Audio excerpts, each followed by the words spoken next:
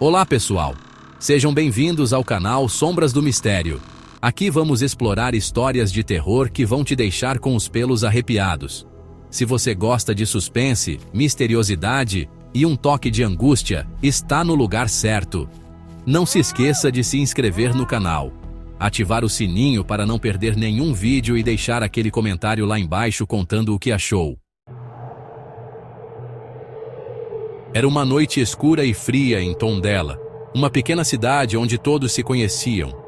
Johnny, Lenita, Seco, Cabeças, Lula, Bacalhau e Varela decidiram ir a uma festa de música eletrônica numa fazenda privada fora da cidade.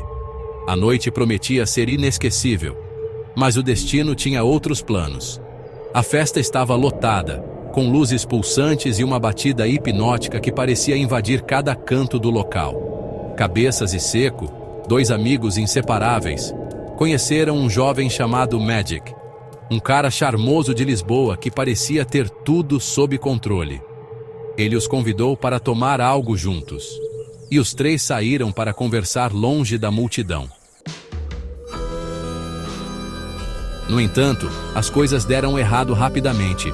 Em um momento de raiva inexplicável, Seco sacou uma faca e atacou Magic sem aviso. O sangue escorreu pelo chão enquanto Cabeças olhava, paralisado. Quando Seco percebeu o que havia feito, sua mente começou a se despedaçar. Ele nos viu. Eles vão nos prender! Gritou ele, apontando para qualquer pessoa que passasse perto. Foi então que o medo tomou conta dos dois. Eles resolveram eliminar qualquer testemunha.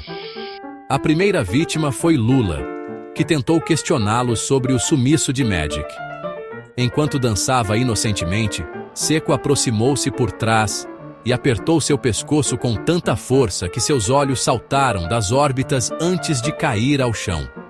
Cabeças arrastou o corpo para dentro de um celeiro abandonado. Em seguida, veio a vez de Bacalhau, que estava rindo alto com seus amigos perto do bar. Sem hesitar, Cabeças pegou uma garrafa de vidro vazia e a estilhaçou contra a cabeça dele. O som foi ensurdecedor, e o sangue jorrou como um rio vermelho.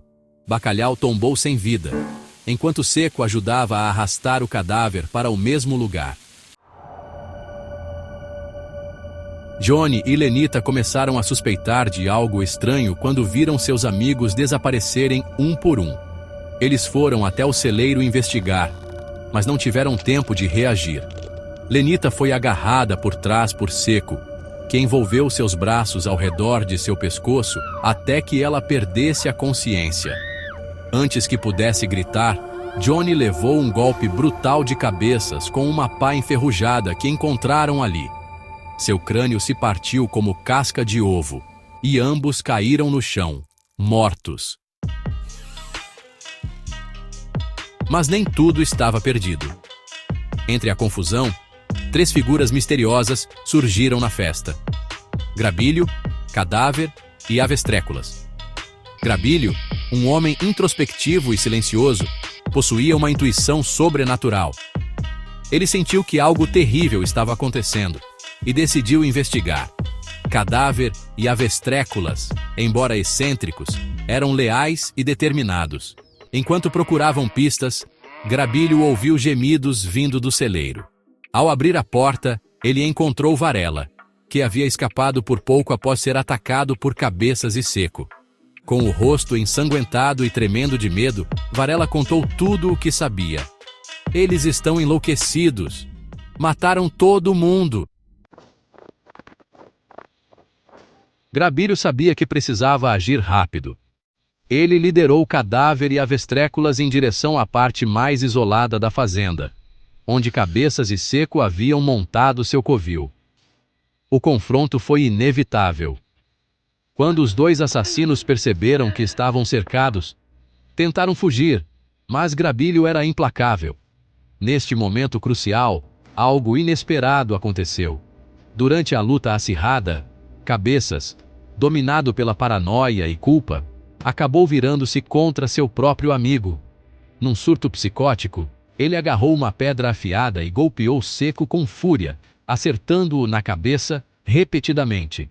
O sangue respingou por toda parte, e Seco caiu ao chão, ainda vivo, mas agonizando.